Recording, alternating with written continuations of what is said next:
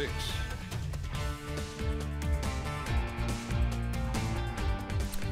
Good evening again. A line of strong to severe storms is getting ready to move through parts of the region, and we could have more chances for severe weather all the way through part of the weekend. Meteorologist Evan Hatter has more on what to expect tonight on this severe weather alert day. Evan.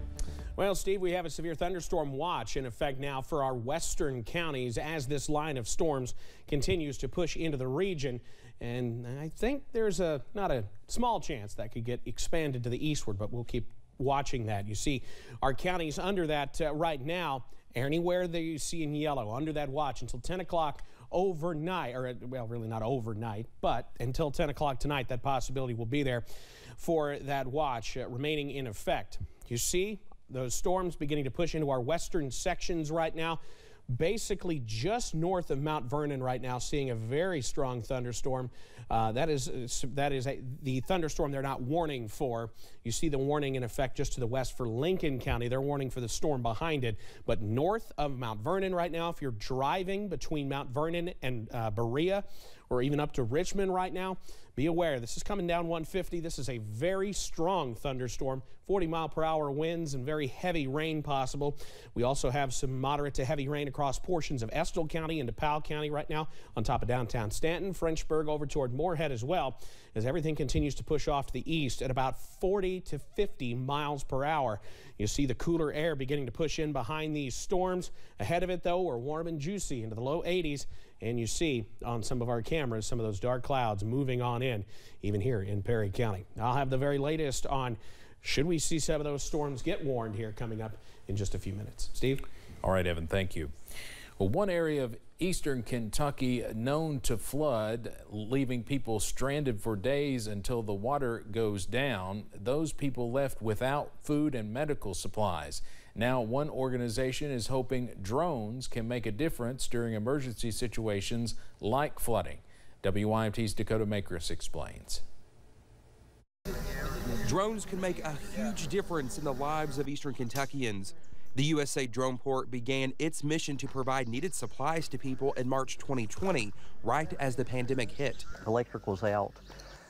People weren't able to get to the stores. There was a lot of information that was missing for COVID relief and all.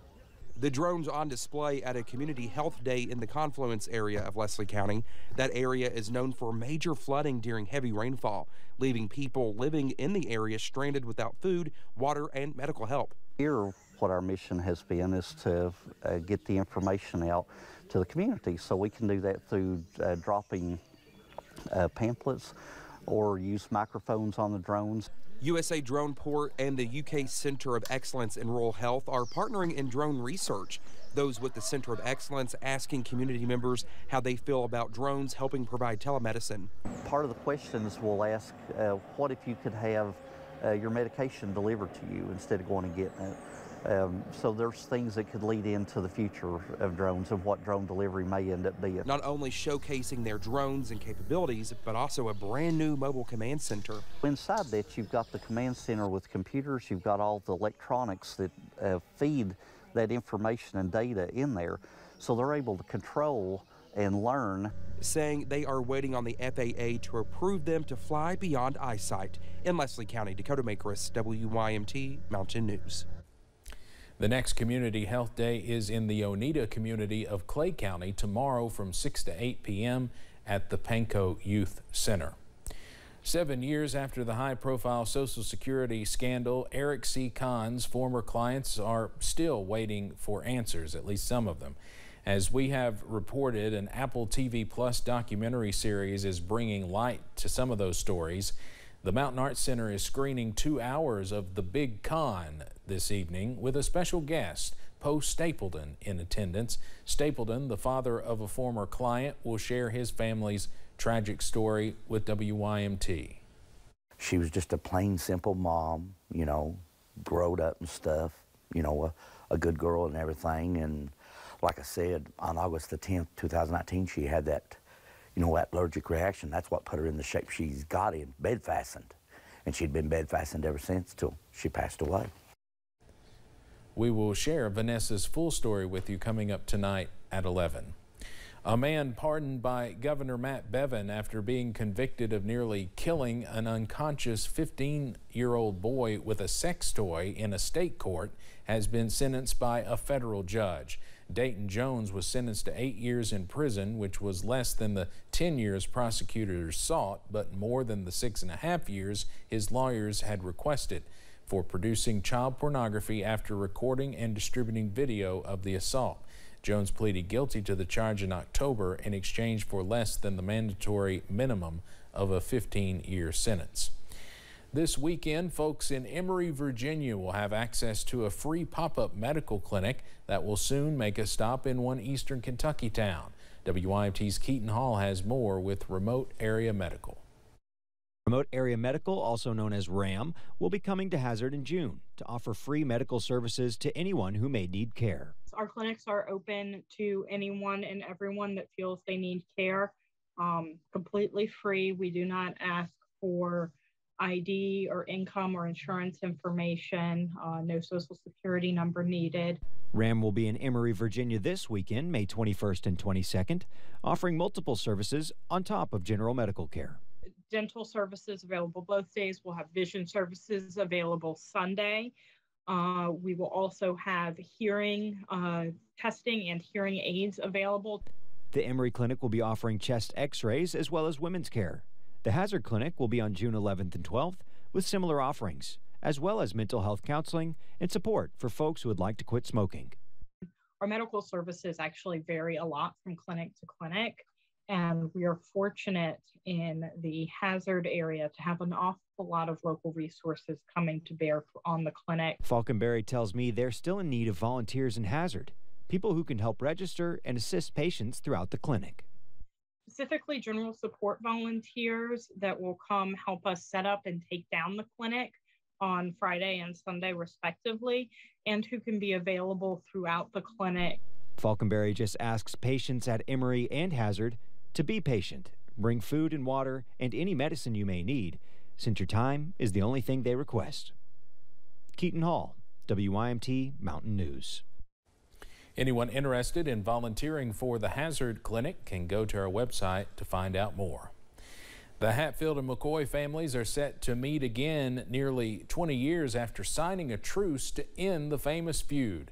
The last Hatfield home place serves as the headquarters of the Hatfield and McCoy Foundation and recently opened a museum. Together, the families have planned a Hatfield and McCoy Homecoming Festival for October 6th through the 8th in Williamson, West Virginia.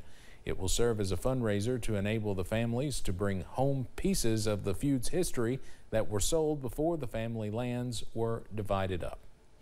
Governor Andy Beshear held a signing ceremony for 4 military-related bills. Officials say House Bills 636, 91, 213, and 465 support not only the state's military community, but their families as well. Celebrating May being Military Appreciation Month, Beshear says he's thankful for the many roles our military members play. We're all waking up from last night's elections, but today is a reminder that elections are not the end or the objective. They are a means to an end that is public service. And today you're seeing really incredible public service to folks that we should be supporting, and now we are supporting better than ever. Beshear acknowledged the sacrifices they and their families make. State leaders say they're working to make Kentucky an even friendlier state toward them. Pineville Police Department is getting involved with students around the community, hoping to make a positive impact. The police are teaching the children to come to police for help instead of being afraid, bringing the canines in to show them how they work, supplying the schools with school supplies, and teaching safety tips. We want them to be able to come and talk to us and trust us, and whenever they need something, to come to us and not be afraid of us. They also participate in things like Shop with a Cop, where they get to take students to buy Christmas presents. Corbin Police announced the death of 12-year-old Luca, one of the department's canine officers, today. In a Facebook post, the department said Luca began having health issues recently. He began serving at the department in 2011 after being at the Little Rock Canine Academy in Arkansas.